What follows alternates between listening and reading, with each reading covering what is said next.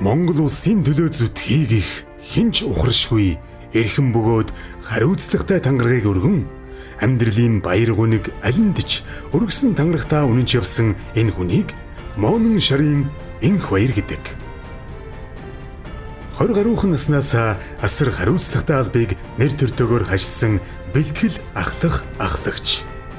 Тэр 1991 онд Сүхбаатар аймагт хорих анги байгуулагдахад харгалзагчаар ажиллаж байсан анхдагч алба хаагчдын нэг.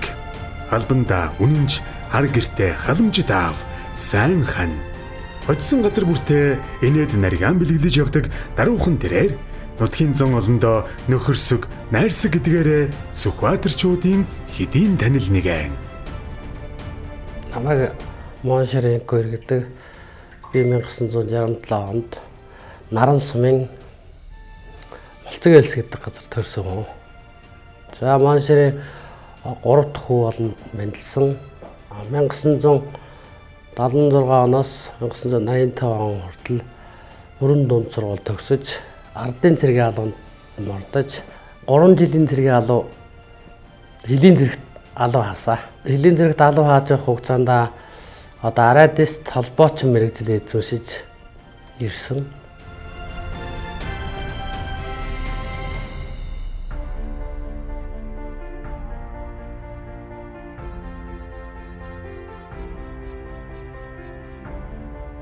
(1991 онд одоо би одоо гэр бүлийнхээ хүнийг анх авчгаад одоо 20 нараа хийчихэд байж одоо Сүхбаатар аймагт анх хорих анги байгуулагдах нэгэд манай хатам өвгөнч нь болохоор эхний гэр бүлийн манай аав нь болохоор одоо хуулийн байгууллагад насаар ажилласан өмгөөлөгч прокурор хийж байсан Монгон гэдэг өвгөн байдаг.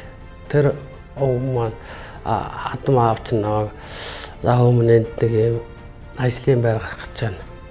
Чи юм ажилд орвол одоо яах ийхүүгээд тэгэл би очиж уулзаад энэ ажилд анх тэгэл орсон. 26 жил 8 сарын тасралтгүй энэ байгууллагад ажиллаж одоо гавьяаныхаа амралтанд сууж байгаа юм байна да.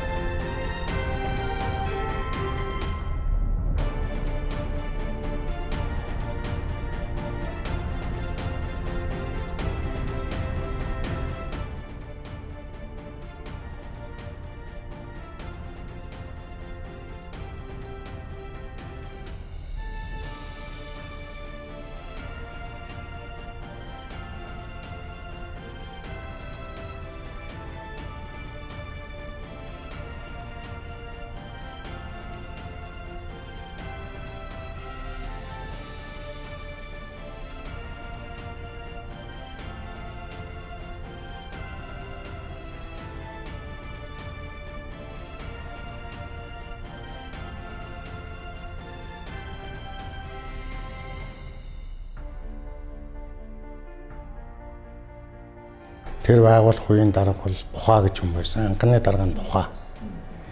Тэнд ажиллаж байсан хүмүүсийн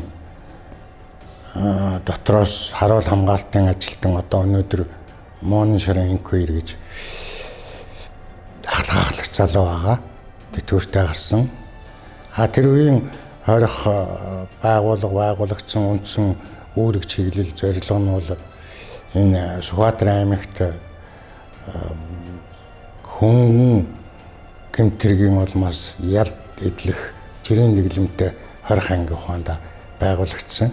Тэгээд тэр үед бол энэ зараад ухаанд анх нэ байгуулагдсан байгаа.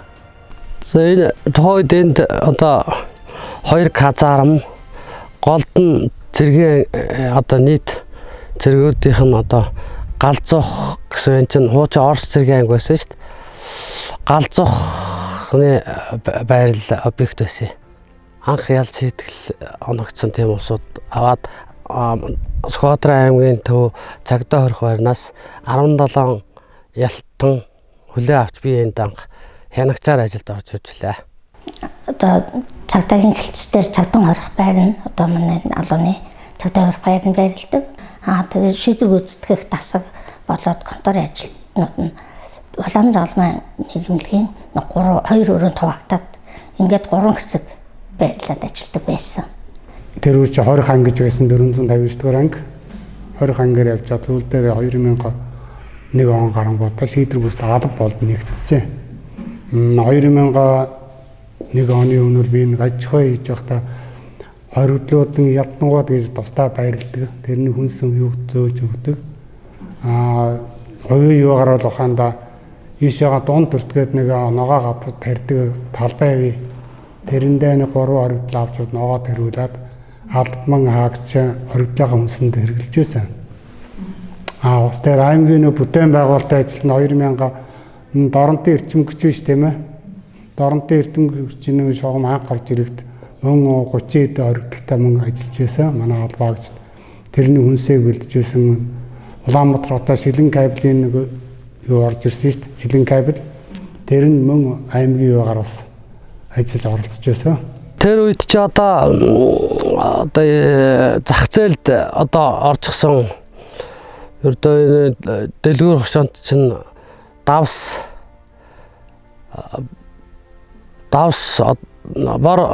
бор давснаас өөр юм байхгүй байдаг байлаа шүү дээ. Тэгээ бид нар ч одоо хэдэн улсуудаа бас нэг тэжээхийн тулд одоо савн хийх, аргал түүх одоо тэгэл одоо янз бүрийн ногоо тарих тэгэл янз бүрийн ажил хийдэг байлаа шүү дээ. За тэр чинь зарим нэг нь заран, зарим нэг нь өөртөө хэрэглэн тэгэл одоо нөгөө улсуудаа хэр хурыг арилгуулна гал савн маа одоо өөртөө юу л болох байна вэ? Тэгэл өөр улсуудын нэг одоо нэг бөөнөр нь орж байгаа нэг адуу хөр малыг нядлуулах тэр мэтчлэн тэгэл янз бүрийн төрөл үрээл ажил хийлэгдэг байлаа шүү дээ бид нар ч.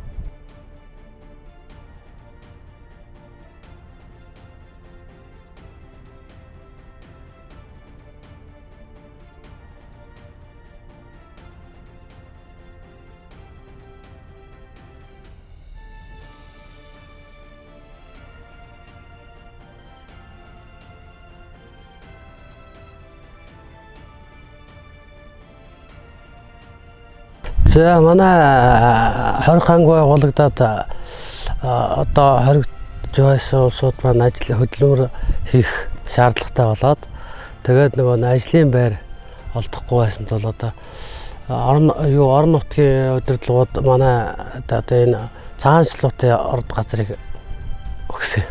Тэгээд цаанчлалтын орд газрыг өгөөд энэ хэсэг одоо ийм энэ чулуунууд чинь одоо ломж одоо гурвахад ингэж аваад тэгээд жижиглээд лантуугаар алхаад жижиглээд тэгээд тэр хоошоо энэ аваач юм тэр баянд тэр одоо харагдж байгаа тэр чулуу байна штэ.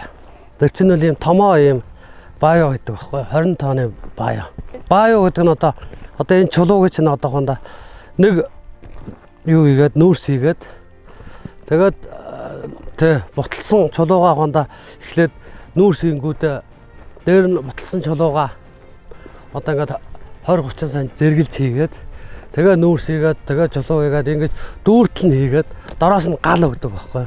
Тэгээ 7 хоног энэ баё маань одоогондоо баагж шатна. Тэрний дороогоор бас 7 хоног хөргөн.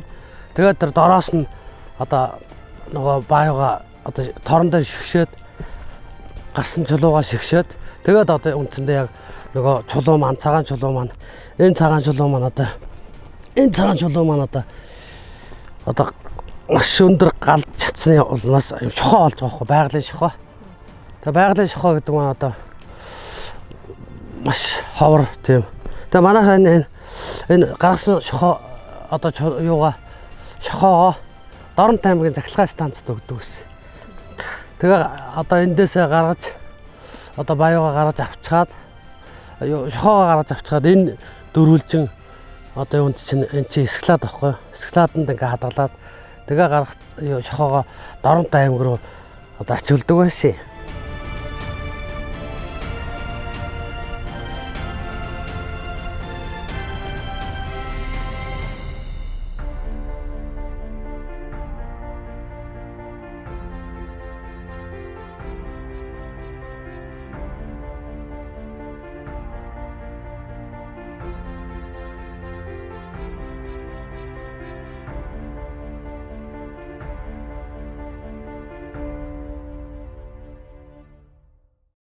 20 гаруй жилийг энэ албанд өнгөрүүлсэн энх баяр.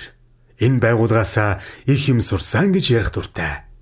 Хүчний байгууллага гэдэг хүндэт эсвэр төвчээр, хатуужил, ухаан заадаг газар даа хэмээн омгшин ярих ийм л энгийн нэгэн эрхэм их түүхийн гэрч болон аж төрж байна. Анх би чинь одоо анх хорь ханг байгууллагатаас нь хуулаад ажиллахад миний зүгээр нэг тооны самбар гэж тооны самбар бариад л нэр овгийг уншаал ингэдэг байл. Одоо бол тийм байхгүй. Бүх юм одоо юутай камертай системлж гисэн. Одоо тэгээд ер нь тоног төхөөрөмж одоо энэ манай энэ нийт байгууллагын ажиллах хүч миний ажиллаж байсантай бол өдөр шөнийн ялгаас болцсон байгаа байхгүй. Одоо ч гэсэн ер нь бас нэг хүмүүсийн хумсар юу нь бас дээшилж гисэн. Тэгээ компьютер ер нь тоног төхөөрөмжөнд хөгжсөн болохоор маш өөр болцоод байгаа гэдэлтэй.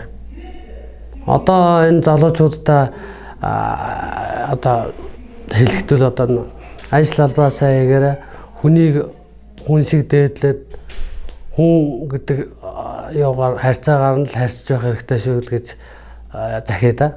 Энэ байгууллагаас хойрыг тавилтсан анхны одоо харуул хамгаалтын ажилтнуудаас өнөөдөр Монон шарын инквир гэдэг бол энэ үйл ажиллагаанд ихээхэн үүрэг оруулалттай оролцсон, гар үе оролцсон одоо манай Ахмад ажилтны нэгэ.